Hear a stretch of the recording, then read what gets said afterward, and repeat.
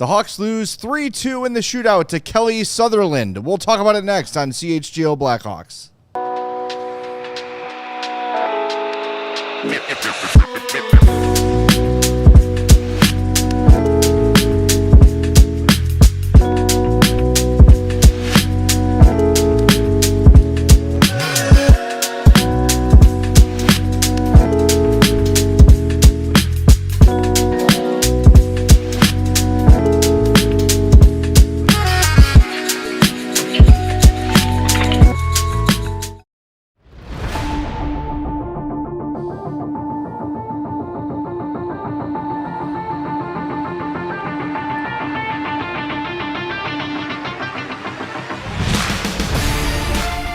Welcome into the CHGO Blackhawks post-game podcast presented by Bet365.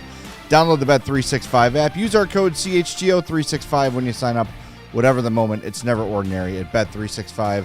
I'm Jay Zawaski. That's Greg Boysen. Mario Tirabassi is back at the United Center gathering post-game audio, which I'm sure will be spicy. He'll join us as soon as he is done with his post-game duties. Thanks for being with us. Do us a favor, hit that like button. Make sure you are subscribed to our YouTube page as well, and follow, like, all that stuff on the podcast. I've said too many times this year that I'm not a blame the refs guy, but I am blaming the refs in this game. Here's the deal, and if you missed it, the Hawks lose 3-2 in a shootout to Vancouver. They did blow a 2-0 lead. We're going to get to that, of course, because the blown-off goal by Tyler Bertuzzi is not the only story of this game by any means. But with about 5 minutes plus left, Tyler Bertuzzi scores what for my 47 years on this earth has been an NHL goal. That is a goal. That is a loose puck at the foot of the goaltender in the crease, and it is a forward swatting at said puck, and it goes in the back of the net before the whistle sounds. That's a goal.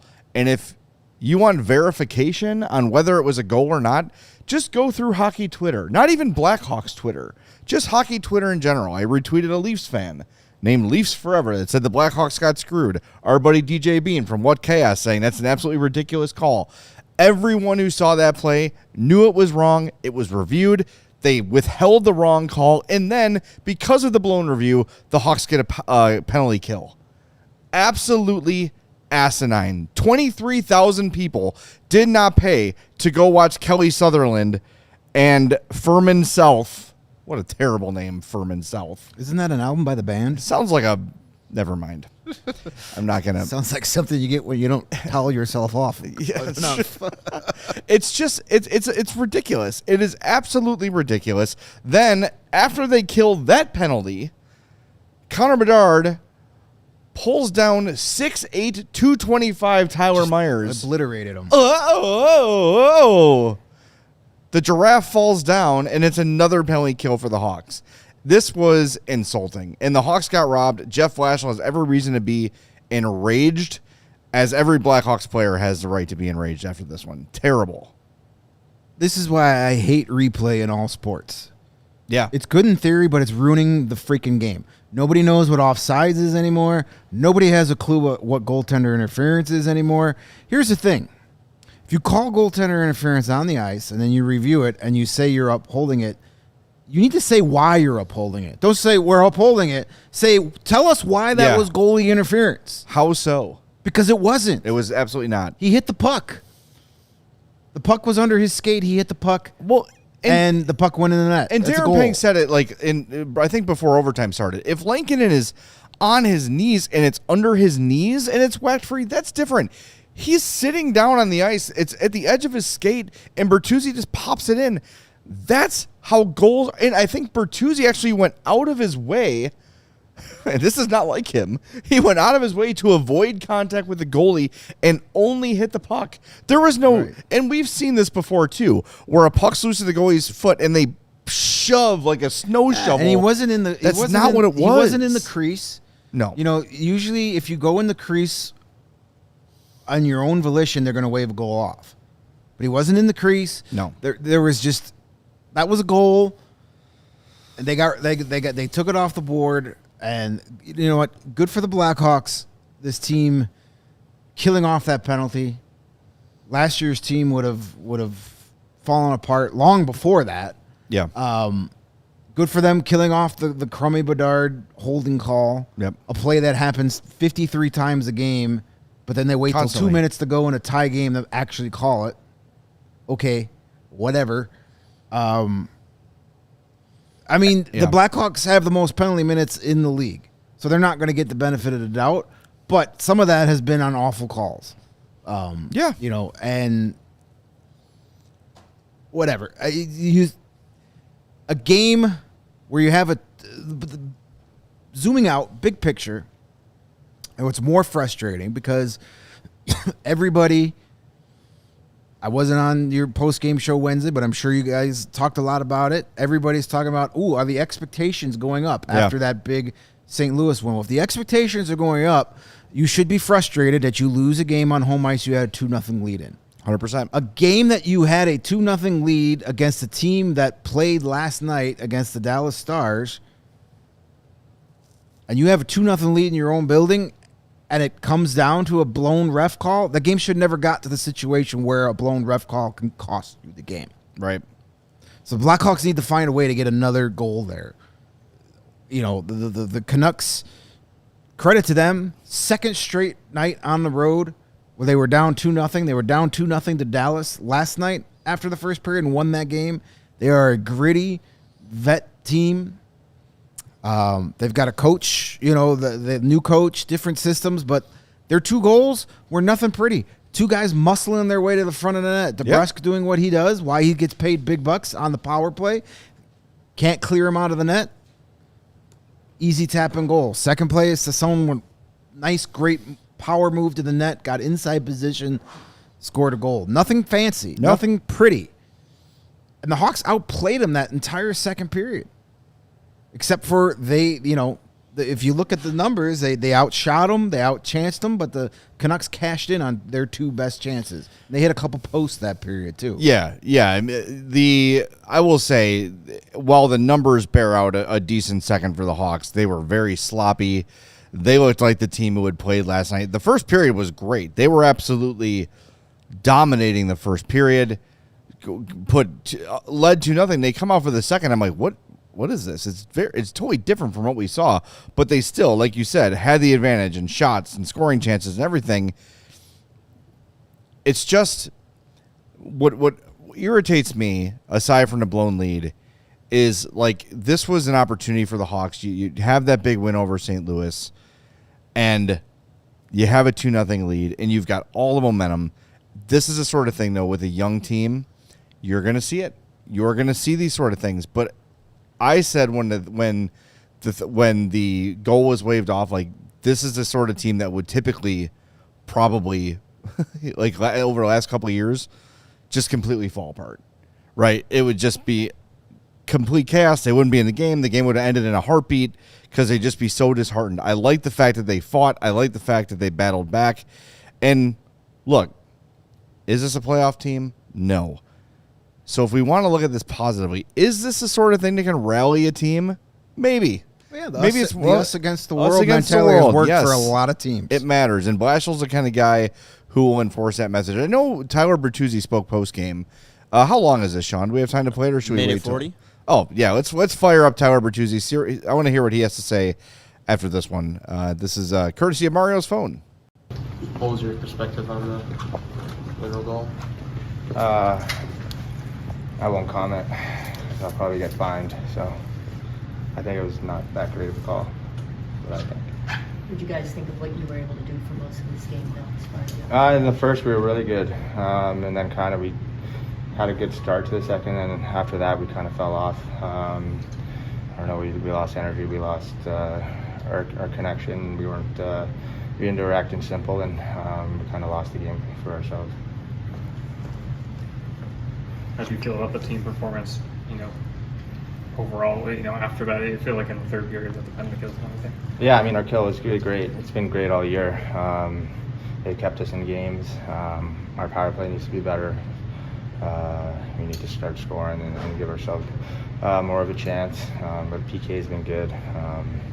We got to stop being, just happy with 1 point, because we kind of, blew that one away. That should have been a win for us tonight. got some time with Bedard and Burakovsky later on in the game. Felt like you guys fared pretty well. What were your thoughts on your guys' performance? Yeah, I thought we kind of created a little bit, had our scoring chances, and, things are going to happen. People are going to be moved around so early in the season that everyone's going to get a chance with each other and just see who's going. What'd you make of Spencer Knight's night tonight? Yeah, no, I mean, him and Shody, they have been really good for us all year. It's like our penalty kill. They've kept us in games and given us a chance to win, and that's all you can ask from them. And we got to start scoring and be better for them. Good restraint by Tyler Bertuzzi, who knows that, yes, if you say that call sucked, he's going to get fined. But you could sense the frustration from him, and rightfully so. It was a very frustrating loss, and they've got every reason to be upset about it. But again, it's not just because of that. 2-0 lead, other opportunities. The power play didn't look great. Power play was awful. Really, really bad. So, and you had 2 power plays where you taken penalties in your offensive zone to wipe out power plays. I mean, like, there's a lot. While it's been fun and it's been so much improved on the ice, there's still a lot of work to be done here. There's still a lot of sloppiness, and it ultimately cost them tonight. And I'm sure we'll get into it, but listen, Frank Nazar, Connor Bedard, the faces of this franchise, they're all over the internet after the other night. They're cute little TNT interview together after the game. Score a shootout goal there, superstars. I mean, come on. If you want to be elevated to that next level, one of you buries one of those shootout goals. Yeah, and another breakaway for Bedard earlier in the game, didn't score on, and that's something we can get to. And look, you're getting those chances, you're creating those chances with your speed, great, and you got to improve on that, definitely, for sure. And you want to see, like, when you are, as you're saying, Greg, hyped as this generational star, the superstar Frank Nazar, and I agree that both those things are true about those guys. I think they're really good players, and they're going to be great on this team for a long time, but you want to see them start burying those chances. And just as a team, up 2-0, you want to see the foot on the throat mentality from them. And I don't know if I felt that in the second period. I think it felt sort of an idea of, we're in pretty good control of this. We can just kind of go out and just keep doing what we're doing, not thinking that Vancouver was going to come out and be like, wait a minute, we got to get back in this game here. They're fighting for their playoff. I know it's game 4 or 5 for them, whatever it is. No, they're in a tough. They're going to be in a playoff race. Yeah, no team wants to lose 2 points to this Blackhawks team is because of how bad they've been the last couple of years. Right. They look at every team around the league looks at the Blackhawks and says that's 2 points. So there'll be a lot of teachable moments for Jeff Blashill, a lot of lessons to be learned, and maybe this was the perfect game for this team after that win, so they don't, they get knocked down a peg a little bit and realize, hey, they're not all going to be 8-3 blowouts. Yeah. Some teams are actually going to have some fight in them and not give up after it's 3-2 in the second period, like the Blues did the other night. Yeah.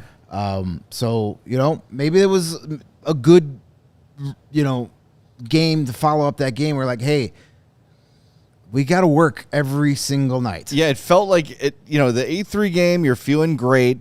You're feeling like everything went your way, and then you're up 2-0 in this one. You're like, it's over. The rebuild's over. We're good exactly. now. Exactly. Print those Stanley Bring Cup on the playoffs, tickets. right? Like, yeah. And then it's fast slapped forward back to to reality. April, and it's like,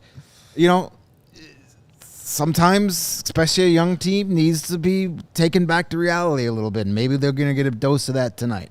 Look, and hopefully they're mad. And they are. They should be. And good. But carry that over till Sunday. But all that said, as much as the second period was disappointing and the blown lead was disappointing, they took the friggin' lead with 5 minutes left. They did it. Yeah. The lead was taken. They fought through their struggles. They overcame their struggles. They refocused. They regrouped, and they took the damn lead, and it was pulled away from them. So all these things we're saying are true and correct, and we'll spend more time on them. But you can't, no one can deny that this game was stolen from the Blackhawks, or at least the opportunity to win, because we don't know. Bertuzzi scores. Vancouver pulls the goalie. You never know what happens, right? But to be up 3-2 with 5 minutes left, the way they have been playing that entire game, you feel really good about their chances. And for a universally loathed call. It's very rare you find hockey fans on the internet agreeing on everything. The only people that don't agree, that think that was a good call, are wearing Canucks sweaters in their even avatars. Even if you're wearing a Canucks sweater, you should be like, yeah, we got a lucky break there. Yes, 100%. All right, let's take You know, our first it's break. a bad call when people outside of Chicago feel bad for the Blackhawks. That is very rare. No, That exactly. happens. Yeah. All right, we're going to hit the break zone for the first time. Lots of people watching. Hit that like button for us. And with the Bet365 early payout offer, you're a winner if your team goes up by 17 points in an NFL game with an instant payout on straight bets and parlay selections marked as winners. So download the app and use code CHGO365 when you sign up. They've got their Thursday Night Football $10 safety bet and the Sunday Night Football $365K jackpot. And Monday nights, if you're into those, 50% super profit boost tokens on same game parlays. That's awesome. And now, here's what you need to do. Download the Bet365 app, sign up, use the code CHGO365, deposit $10, place a bet for $5 to get $200 in bonus bets. If your bet wins or loses, you can use those bonuses on spreads, totals, player props, futures, and more. Whatever the moment, it's never ordinary at Bet365. Must be 21 plus. If you or somebody you know has a gambling problem, crisis counseling and referral services can be accessed by calling 1-800-GAMBLER, and this offer is in-app only. And RC Cola. Thank you. The world of cola, as you know, as we've been telling you for a few weeks, has gotten soft with your kombuchas and your probiotic sodas that help you go potty a little bit better. Makes it a little easier to go potty for your little tum-tums. No. You want to punch in the thirst, and you're going to get it from RC Cola, and OG Cola in a world of spineless soft drinks. There's no trends. There's no gimmicks. There's nothing for your tummy in an RC Cola except delicious RC Cola. That's what you want. That's what you bought. It's the same bold, crisp flavor it's always been since 1905. That's a long time. That's older than the Blackhawks. Get yourself some for this weekend's games. Sunday, Hawks, Ducks, get the RC ready to go. RC Cola is not a soft drink, just damn good cola. All right, we've got some comments we want to get to here. I know we have a super chat we got to get to real quick, Sean. So Nathan, for $5, says, I commend Blashill for maintaining his composure with a young team at a critical moment. Good coaching. It kept a young team from imploding, and they regrouped. It's an interesting take. I think that, and I wrote about this for Blackhawks Beat. It came out this morning, which feels like 6 years ago. But I do think you can support your players without going insane. You can be on the other side of the bench that you typically are, right in the face of the referees, as Jeff Blashill is in this photo, giving them an earful, telling them what you think without having a tantrum, without blowing your top, without throwing sticks on the ice and getting tossed out of the game. If you're trying to teach young players to stay composed under, duress, under stressful situations, you've got to demonstrate that as a coach. Now, if this keeps happening, next time Kelly Sutherland referees a Hawks game, because I believe he was a referee in the Montreal game, if I'm not mistaken. He was.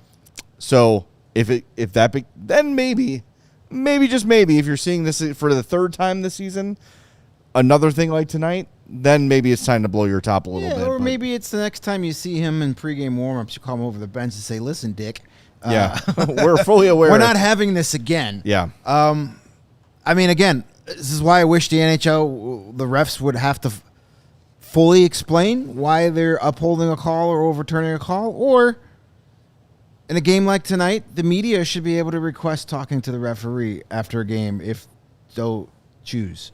Get out there and explain why you made that call. That's all. Maybe there's something in the rule book we're all missing that he knows. Well, they used to explain it. Usually they would. Well, the league sometimes the league will send out. What is that? NHL PR maybe. PR. They will send out an explanation, but it doesn't do much for the fans sitting in the arena that have no idea what's going on. And why you look that up? No, there's nothing. Usually, I don't. They're just celebrating the Canucks win on NHL PR. I think NBA calls it like the 2-minute report where they go back and say, "Oh yeah, we missed this call." I don't know if NHL does that. No, specifically. they don't make the refs talk at all. does. No, ever. There's nothing on Gary there. Bettman would Yeah. never let his referees talk. He's got to protect them. I usually don't like to do this, but since I'm not here all the time, I have to acknowledge the people who think Connor Murphy was bad tonight. Yeah, man. Watch a game. There has to be. Every game. team has to have a villain. Every team has to have the guy they hate. Connor Murphy on the ice at 5-on-5. The Blackhawks outshot the Canucks 7-1, and they gave up no goals. Sounds like what you want from your Watch the fifth game. defenseman and defensive defenseman. Yeah, like whatever. It's weird. It's weird. I don't. There's just got to be. Every team has to have a scapegoat, and apparently the Connor Murphy's the guy this year. So I hated Michael Roosevelt. Like hated Michael I love Roosevelt. Michael So I get Roosevelt. it. yeah, you hated Michael Roosevelt because in the context of that team, He was their worst. he was defenseman. old and slow. But and when he broke his leg in 2015 and he wasn't there, you realized how valuable he was. Yes, there is value there. Whatever. I mean, Dylan Sure. says Murphy isn't good, bro. Look at the analytics. I just read you the analytics. We just read you the analytics. Yep. Apparently, your eyes and your ears are piss poor. He was the 4th-rated Blackhawk in this game. He had a 66.67 Corsi at even strength. 10 shot attempts for, 5 against. Let's see. What else we got? Shots for, you mentioned, 7-1. Well, I don't know what analytics you want. Scoring chances, I mean, they led in every category with him on the ice. So there's your analytics, but Maybe okay. he's got the internal analytics. This morning, Jeff Blashill was, I think it was this morning, something about analytics of some player weren't good, and he was like, I prefer to look at our internal analytics, not those external analytics. I was what? Well, they won't share their internal analytics, which I understand. Yeah. But it's Listen, fine. the Blackhawks didn't lose tonight because Connor Murphy. They haven't lost any game this year because of Connor Murphy. So it is what it is. But, I get it to a degree where it's like, hey, you got all these exciting young defensemen you want to play. Like, if you're going to pull someone out of the lineup when you go back to 6 defensemen, it's going to be Matt Grzelcyk. It's not going to be They're playing. Connor Murphy. Everybody's playing. Like, yeah. Lefshaw's playing. Rinzel's playing. All right, let's go back to. The last thing I want to do is derail the show, but Well, we have our Game Puck nominees. You can get your votes in. Why don't you start with your pick, Greg? Who did I pick again? Oh You yeah, I picked, Ilya Mikheyev. because that's a good pick any night. Apparently, the third line again tonight was fantastic. Ilya Mikheyev finished his night with 5 shots on goal. He had the first 3 for the team by himself to start the game. Definitely playing with a little bit of extra edge against a team that basically said, we don't want you anymore. Please take Ilya Mikheyev and a 2nd-round pick to get him off of our team. That stings a little bit.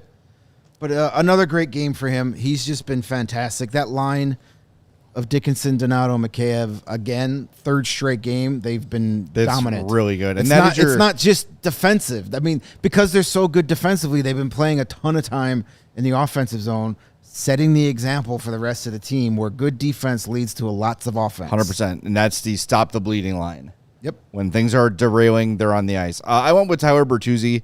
And look, I didn't love the signing. None of us did. Last year, he matched it back at the cocky card, but there were long stretches where he just simply disappeared. Tyler Bertuzzi has played this season like a man possessed. He's engaged. That's all I want. 100%. Jeff Blashill is the Tyler Bertuzzi whisperer. Yes, he is a factor in every game. And look, I'll just say this, like, as a sports observer, it's okay for new information to change your opinion. You don't have to just dig in your heels on a guy because you didn't like the signing initially and be like, I just have to be right despite all the evidence against it. Tyler Bertuzzi is a high, like a high incident player. When he's on the ice, things happen. Does he fall down a lot? Yes, he does. Is he not the fastest skater in the world? Correct. But that dude is out there making things happen, playing like a dog on a bone in front of the net. The goal he scored, he jumps in the air trying to redirect it, gets immediately lands, finds the rebound, stuffs it home. Big celebration, tons of energy. I don't know, like that's what you sign a guy like Bertuzzi for, and he has delivered that this year. And if he can play 82 like this, man, he's going to have a career year. If he could play 62 like this, that's a big improvement from last year. But he has played his ass off all season. I've been very, loved what I've seen out of him so far this year. And as you said, he was a guy last year where, there were a lot of games where you were like, oh yeah, I forgot he played tonight. We haven't seen that yet. Still early. Yeah. But, I think playing, with Nazar and Tirabassi, and now he's up on the top line. He got switched up there with Burakovsky and Bedard. If you can't be engaged playing with those type of players, then something's wrong. Right. So, great start for him, and, hopefully he can keep this up. If we get this version all season, then that is money well spent. Yeah, absolutely. Mario went with Spencer Knight for his game puck, so get your votes in. We'll reveal the winner at the end of the show. And, again, Mario's going to join us soon. I see Jeff Blashill just wrapped up talking, so we should be hearing from Mario any minute now. So let's hit the break zone. And ahead of that, make sure we get that out of the way so we can spend as much time with Mario as we need. We do have a third break today, so we want to make sure we stay on time. So hit that like button. We'll be back in 2 minutes on CHGO Blackhawks. And fall is here, and the air is crisp, and maybe you're out playing football with your boys, or maybe you're just cutting the lawn or whatever. Even though it's cold and crispy outside, you can still smell. It's true. And you don't want to. Get yourself some Mando. Regular deodorant just doesn't cut after a long day. Mando is a real game changer. Mando deodorant plus sweat control isn't just another cover-up. Mando is one stick, two jobs, powerful odor, and sweat control. It has clinical strength sweat control. One swipe, and you're good to go. It controls both sweat and odor for 72 hours. And after just 12 hours, underarm sweat was reduced by 92%. This stuff works, and I want to know who has to measure that. That sounds like an awful job.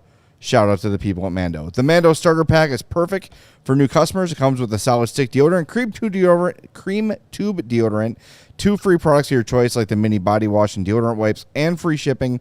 And as a special offer for our listeners, they're offering 20% off site-wide with our code CHGO at shopmando.com. That's SHOPMANDO.com. Please support our show and let them know we sent you.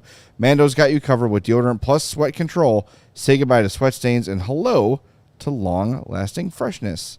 And that's what you want. You want to smell good. You don't want to smell bad. I keep telling you this. And if you're a coach, listen up. If you're looking for more athletes to train, Eye on the Ball is where you need to be. It's really easy. You just create a profile, upload your background check, and boom, you're in. And now for you, coaches, 6 months free at Eye on the Ball. Then it's just $50 a month or $500 for the whole year. Athletes of all ages and all sports can find you directly. You're in full control. So if you're ready to grow your coaching business and reach more athletes, go check it out right now. EyeOnTheBall.net. That's EyeOnTheBall.net. Don't wait. The athletes are already there waiting for you. So check that out. All right.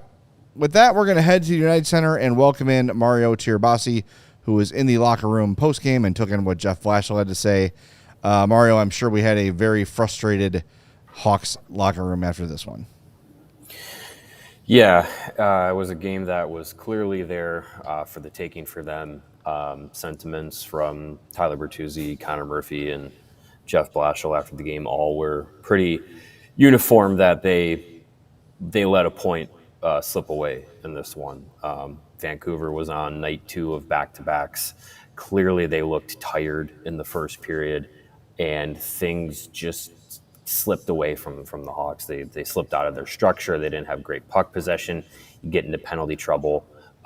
Just things that were working against them, working uphill in a game that you were controlling, and definitely just kind of let slip away. And then, some things that you don't agree with don't go your way. And it really feels like this was a game that was there for the taking for the Blackhawks that they just come up short in.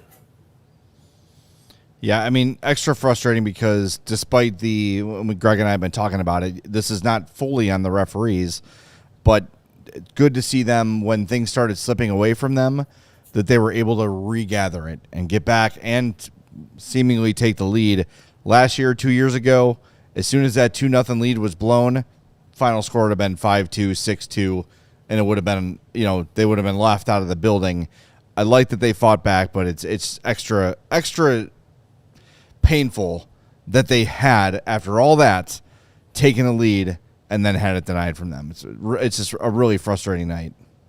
Right, and you go into, a crunch time of a game, 5 minutes left, and one reason you're on a penalty kill is you don't get a challenge that goes your way, but we'll talk about that a little bit with how Jeff Blashill approached it. But also, then 2 minutes to go, and you get a stick penalty, holding against Bedard with 2 minutes to go, and you kill both of them. Like you're right in there, even when things are stacked against you late in the game. Like you're right in there, you get those kills, and then again, like you just couldn't piece together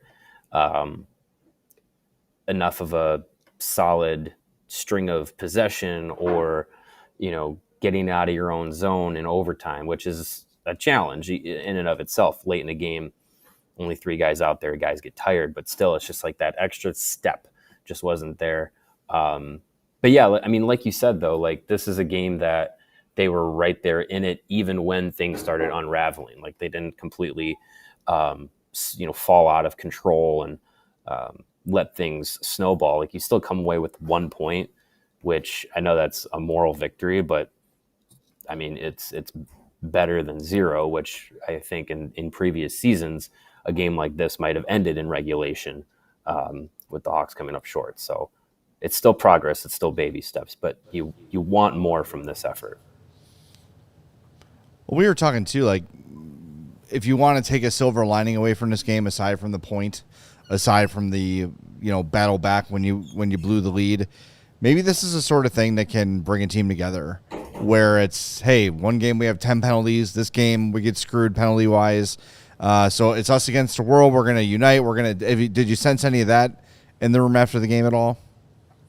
Yeah, I mean, I think, like we said, like the moral victories, like I think this group has tasted enough of we're better than moral victories, so I think that they're not necessarily falling back on those like sentiments, those silver linings. I think it was definitely a disappointed feeling from Murphy and Bertuzzi talking after the game of letting this one slip away, a winnable game. And I think you want your team to feel disappointed in results like this. You want them to feel like this is a game that they should have won, and you use that to motivate them moving forward. That if you get in a situation like that, you're able to, find those ways to kind of dig in and not let it go to overtime, not let it go to the shootout, and find a way to win. We know Jeff Blashill spoke after the game. What did he have to say about the refereeing situation? We got the audio, I believe. Yeah. I sent in 2 clips. The first one, he was asked about the no-goal call from what should have been Tyler Bertuzzi's second goal of the game, what he saw on the challenge. So this is kind of how he viewed it, and what he would do in that situation again.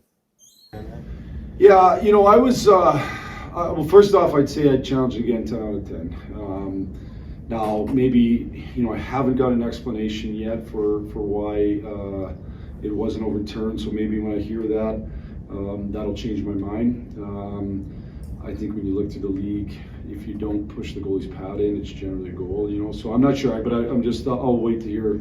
I'll have to call somebody there and just get some explanation. I never heard any reason why, so it's hard for me to comment beyond that. But I was challenging it 100%, and I challenge it again tomorrow. That's insane that it's 20 minutes after the game and he still hasn't been explained why that's they should skate as soon as I'm mad again. As soon as that goal is confirmed no goal, they should skate to him and explain to him why.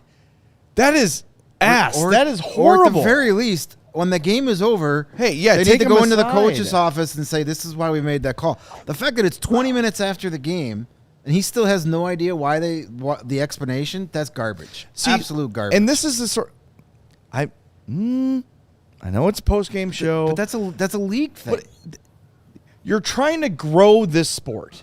You're trying to get eyes on the game. And you have one of the NHL's marquee franchises, a heritage Original Six franchise, on the rise. They just had a huge national game. There's going to be more eyes on them tonight than there have been probably in the last 3 years, aside from Connor Bedard's debut game. You have a game-altering decision.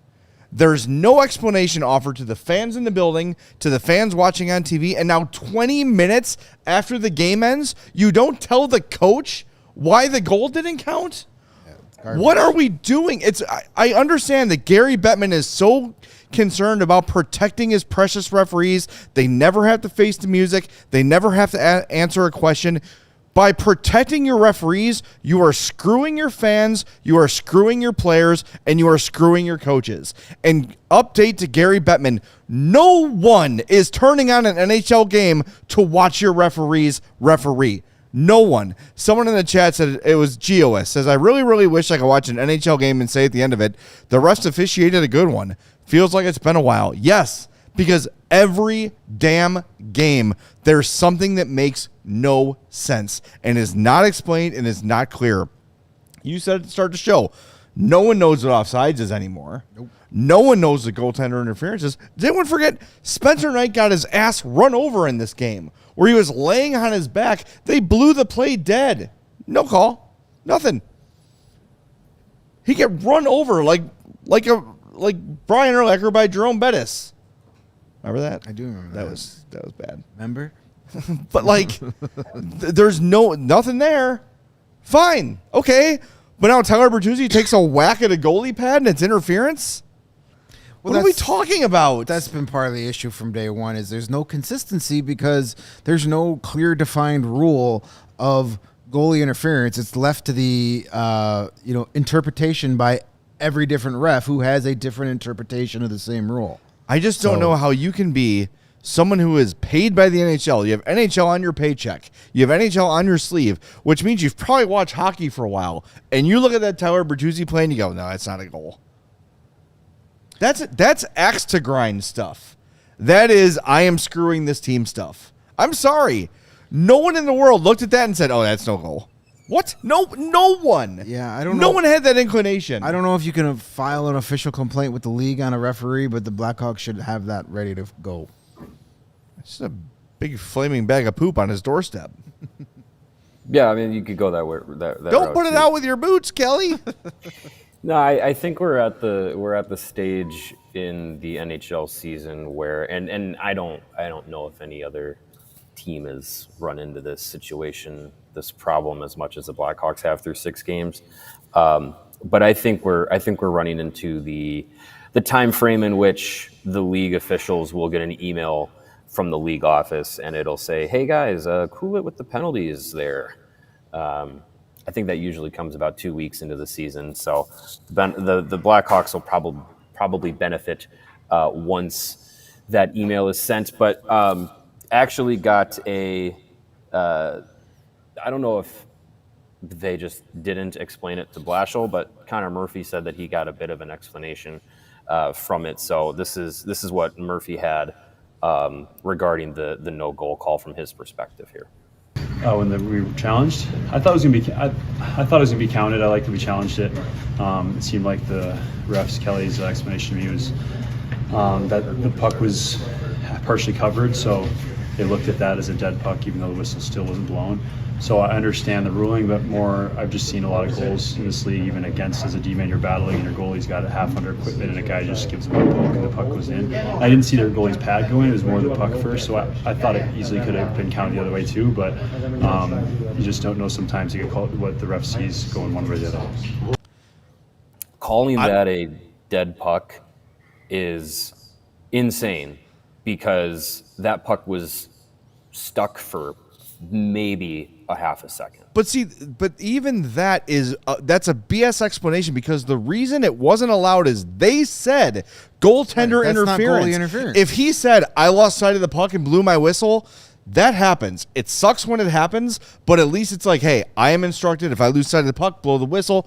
Yeah, the puck went in before the whistle, but my intent, we've heard this before, my intent was to blow the whistle before the sound blew. Right. So it's no goal. I lost sight. My bad. I lost sight of it, but that's what it is. That's not what was called on the ice. The explanation he gave wasn't.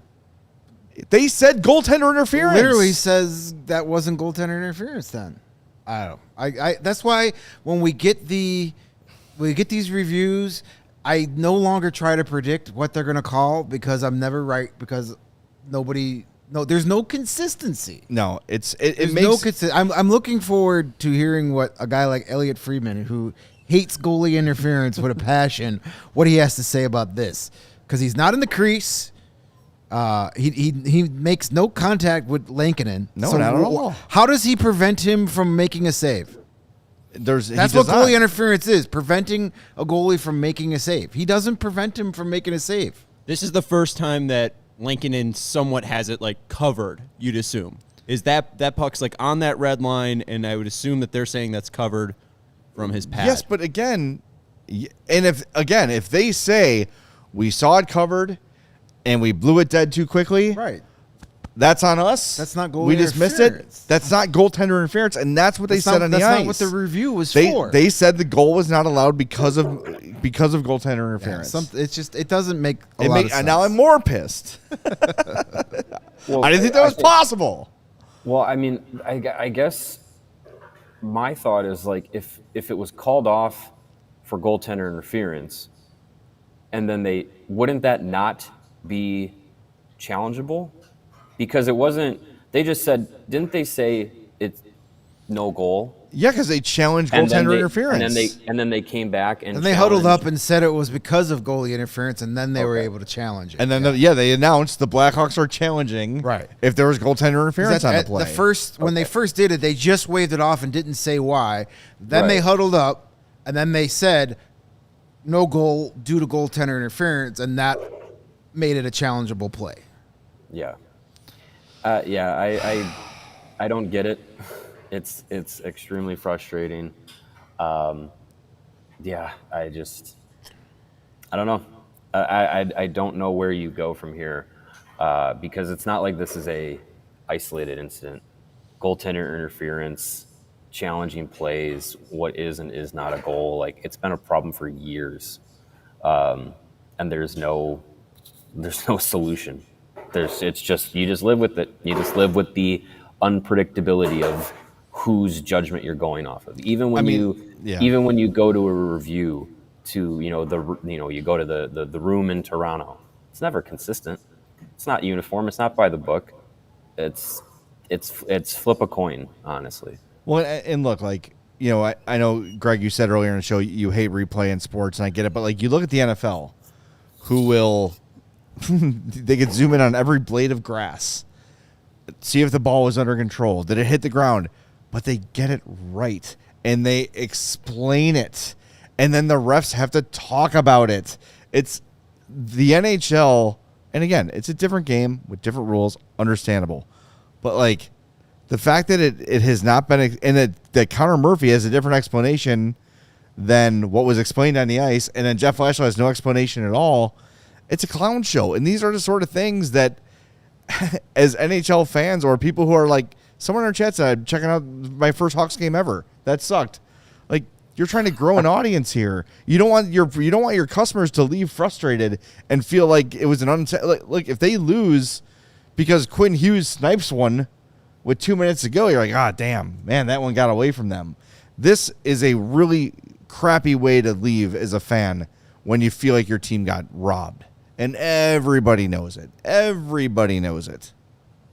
Yeah, reaction around the hockey world online is pretty overwhelming in the "what are we doing here" camp with the call of goaltender interference. So at least we got that as Hawks fans, right?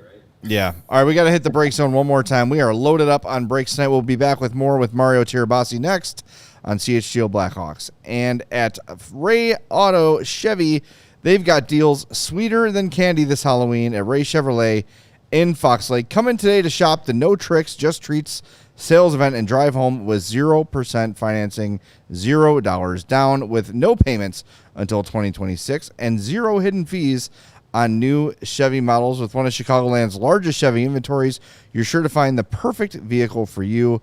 One of the top-selling Chevy dealers in the Midwest, they're able to keep their prices competitive, so you know you're going to get a great deal. Plus, with Ray's Price Promise, you can shop confidently because the price you see is the price you pay. Don't miss out on their No Tricks, Just Treats sales event going on all month long for 0% financing, $0 down with no payments until 2026, and 0 hidden fees on select new Chevrolet models. Shop Ray Chevrolet in Fox Lake or at raychevrolet.com. They've been serving the community since 1963. Together, let's drive. Get yourself a new Chevy from Ray. And if you want to head out to an NHL game, maybe you can find Kelly Sutherland's next assignment so you can boo him in person. If you want to do that, download the Game Time app. The Game Time app gives the advantage back to the fans. It's the hack for unlocking amazing deals and experiences in just a few taps. It's super easy to use, and the Game Time guarantee means you can trust you'll get 100% authentic tickets on time and at the best price. Plus, fees are always included, so what you see is what you pay. And if you're going to a visiting city to boo Kelly Sutherland, you want to make sure you've got decent seats. On the Game Time app, you can get a panoramic view from your seat in the app before you buy, so you know you'll be able to see him clearly and yell at him loudly. And with their lowest price guarantee, Game Time will credit you 110% of the difference if you find it cheaper somewhere else. Take the guesswork out of buying NHL tickets with Game Time. Download the Game Time app, create an account, use our code CHGO for $20 off your first purchase. Terms apply. Again, create an account, redeem code CHGO for $20 off. Swipe, tap, ticket, go. Download the Game Time app today. All right, so aside from the refs screwing the Hawks, I know the penalties have been a problem this year. They are penalized way too much, and I see that Jeff Blashill mentioned that post-game as well. Yeah, Blackhawks lead the NHL by a comfortable margin in penalties this season, 36 so far through 6 games. That's 6 per game, quick math there. Leading the NHL, the next team behind them, next 2 teams behind them are the Tampa Bay Lightning and Calgary Flames with 27 each. So a 9 penalty advantage for the Blackhawks in penalties taken this year. And Jeff Blashill was asked by a very handsome reporter about the amount of penalties that they've taken this year and what it's going to take to kind of get that number down as the season goes on. Yeah, that's a real issue. You know, like probably learning. Like, so what happens is, you know, sometimes you're trying hard and you just got to learn when you don't have body position, you can't reach. That's probably our biggest issue. If you look around, like the high stick penalty is tough on Reichs. Like that's just a tough one. Obviously, a challenge is one of them, so that's on us. But the other ones, you know, it just feels like there's been too many times this year where we don't have body position and you reach. And the minute you get around somebody one way or the other, if you do anything to them, you're just in a bad spot. You're giving a ref a real chance to make a call. So, you know, it's something we've addressed. We'll have to continue to address, and we've got to get better at it. I think our guys are understanding, like, you can't win that way, so we've got to put that into action. I have noticed that they do reach a little bit. They are sticking their sticks out a lot, and that's going to cause some tripping penalties here and there.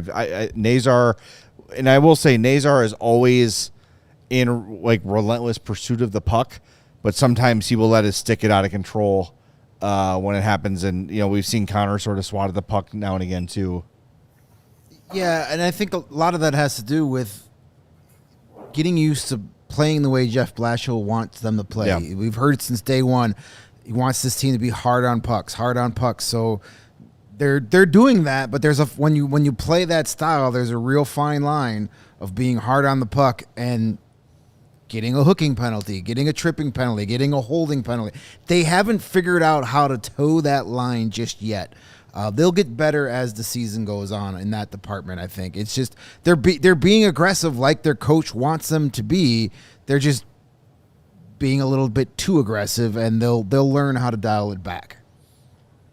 Yeah, I think they're definitely taking the initiative in trying to hunt down the puck defensively and be strong that way. But yeah, you're right. It's a lesson in what you can get away with, where you are in your position. It's great that they're going with that strategy of be aggressive and be attacking that way. But when you can't do it all with your feet and with your body position, your instinct is to start just using your stick a little more liberally, and they're getting called on that. So I think as the season goes on, as these guys kind of figure out those little details of what you can and can't get away with, and as they get a little bit better in their puck pursuit and using that body positioning and finding the right paths to the puck, I think we're going to see a lot of those stick penalties start to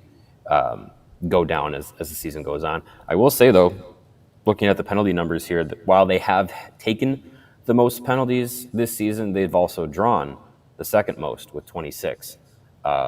So they're also creating some of their own luck in drawing those penalties. But I mean, just the game against Montreal probably skews a little bit of those numbers. Yeah. But I mean, it's going both ways for them, in which they're drawing penalties on the other end as well. Yeah, their team speed's going to get them quite a few power plays this year. I mean, they drew the fewest penalties in the league, or was it? I think they were 29th out of 32 teams in penalties drawn last season. They won't be down there just because of that speed alone. They're going to get a lot of those stick penalties that they've been guilty of. They're going to draw just as many as the season progresses. Yep. Hope so. Yeah. And looks like they're starting to get healthy. Landon Slaggert was activated off IR today. Perhaps he plays on Sunday against Anaheim. It's going to be interesting to see, too, now with Slaggert back. Is he going to go 11-7 again? I'd imagine Lucas Reichel might find himself on the bench again. Thought it was pretty interesting that he was on the ice a lot 4-on-4. He was. When those opportunities presented, but he ended the game with 10:42. That is second lowest on the team. You want to take a guess who was lowest? Actually, third lowest. Ryan Green was second with 10:15. Colton Dock only played 8:41. Yeah, well, those guys don't kill penalties, so. Yeah. Colton Dock in his 8:41, though, had 4 shots on goal and 3 hits and 2 takeaways. That's making the most of your time. I would say so. I mean, he was taken off the top line, and Bertuzzi was put up there. We'll see if that stays that way and starts Sunday. It could have just been one of those, feeling for the game. Bertuzzi's been great. Get him up on the top line. Bertuzzi played a couple shifts. Yeah. With Green and Reichel on that fourth line. The 4 different players played with those 2 guys throughout the course of the night from my vantage point. So, it's, changing the lines in the game for matchups is fine. It happens. We'll see how they start. They're supposed to be practicing tomorrow, so we'll see what it looks like tomorrow. Slaggert was today at morning skate. They were running. He was on the fourth line with Ryan Green and Lucas Reichel. So if they do go with the more traditional 12 forwards, and that's your fourth line, that's a giant step up for Lucas Reichel compared to being in between Pat Maroon and Craig Smith last year. Yeah, I would say so. I mean, that's a fast, pretty defensive, responsible fourth line. Like, you can do some damage there.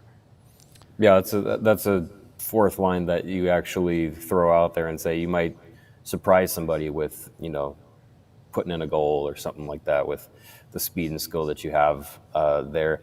Yeah, I mean, with Slaggert coming off of IR and, expecting Nick Foligno back at some point, it's going to be interesting to see how the lineup starts to shake out.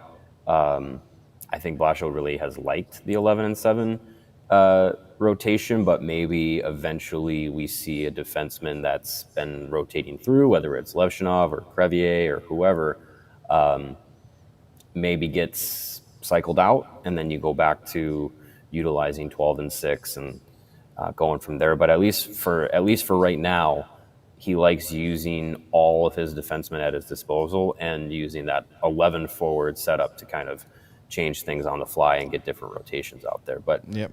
I would think they want to get Slaggert in, just because it seemed like he had an NHL roster spot through the preseason, and just with injuries and keeping him off the ice, like he just hasn't been able to play a lot. So I wonder if they do get him in for Sunday. Yeah, we'll see. I mean, the 11-7 is working. Hard to work. They're on a 3-game point streak at Yeah, 7-11. I It's don't know if hard I'm to argue changing with the that. results. Yeah, I like it. It's working. All right, before we let you go, Mario, anything else we need to know? Just for Game Puck, I just wanted to give a little explanation of my choice for Spencer Knight and a little stats behind it. He had an amazing game, obviously, was a big reason and why not only did it get to overtime, but that it actually got to the shootout as well. Expected goals against tonight against the Blackhawks and Spencer Knight was 3.61. He only gave up 2. Goal save above expected in one game of a 1.61 rating. They don't get anywhere late in the game without Spencer Knight in the way that he played tonight. He's been fantastic for them this season. I think any hesitations or any up in the air worries or anything like that about him being able to handle being a starter, or I don't know, is he he got this extension, is he actually going to be the guy moving forward? I'm not worried about him at all. He has been a rock for this team. So I'm very impressed with his performance tonight. This 1 point coming out of this game, a lot of it is thanks to Spencer Knight. Yeah, his great. Great. Rebound control remains excellent. He absorbs everything. A lot different than what we saw at the other end of the ice tonight. Yes. Yeah. I mean, he is just so steady. He's so calm. All right, good call, Mario. Thanks for joining us. We will talk to you Sunday. All right, see you Sunday. All right, that is Mario Tirabassi live from the United Center. We are going to pay off our Game Puck here in a moment. We'll let you get your last votes in, but as has become a new tradition on the show, we have to take you to the frat house on Madison.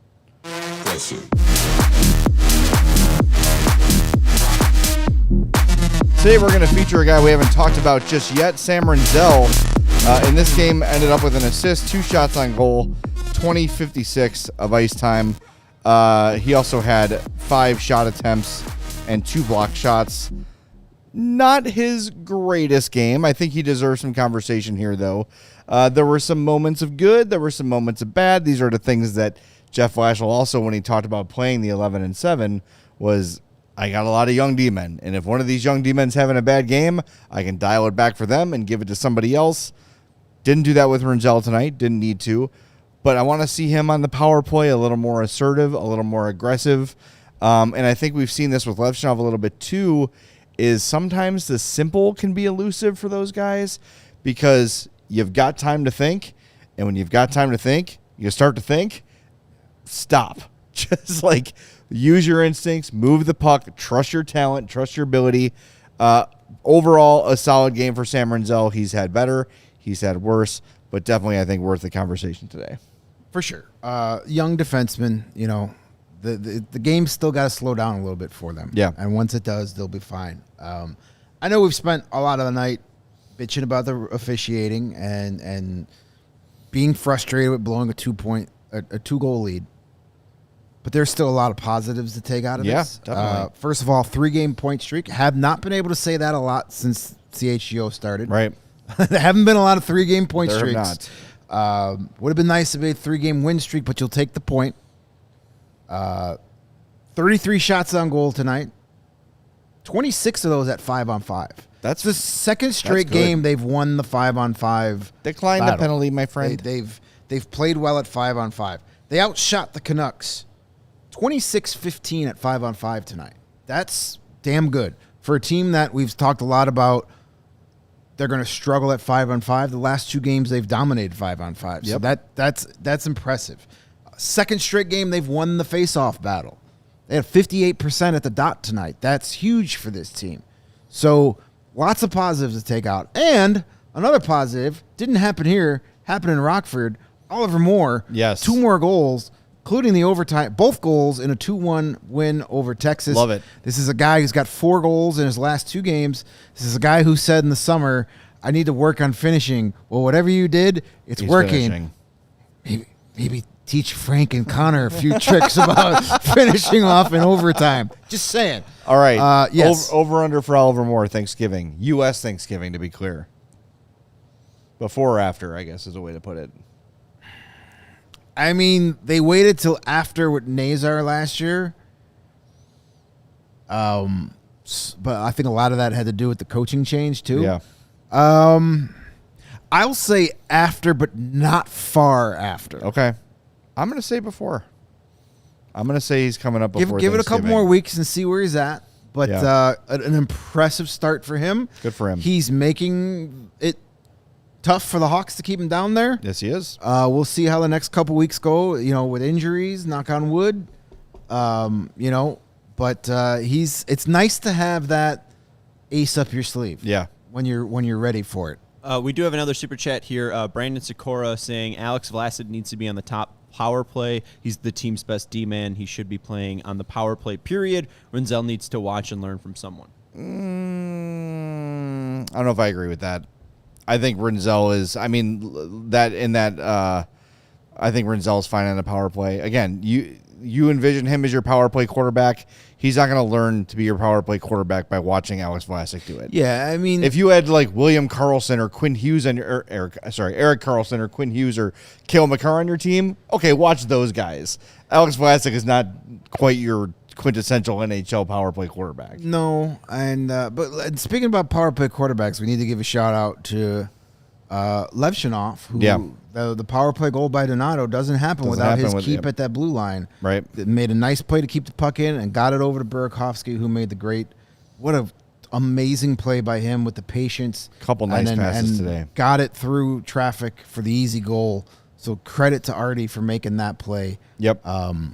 There, but I think the only way Rinzel's going to get better at being on the power play is playing on the power play. And as you said, I'm not disagreeing that Vlasic is the best defenseman, but power play quarterback's not what he's here for. No, he can do it in a pinch, but just let Rinzel. Let these guys figure it out. They've got 4 straight games with a power play goal. It's been okay. Let's let it figure out. All right, we're going to wrap things up. Who is the game puck winner, Sean? It was very, very tight. Ooh. 318 votes, 4% going to Mikheyev. That was my vote.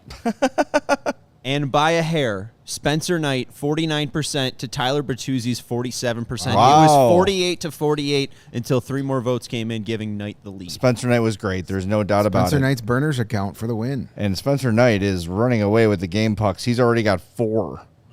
He's got 4. Bedard's got 1. Reichel has 1. You guys might have to change the rule. No more goalies in the game. I guess so.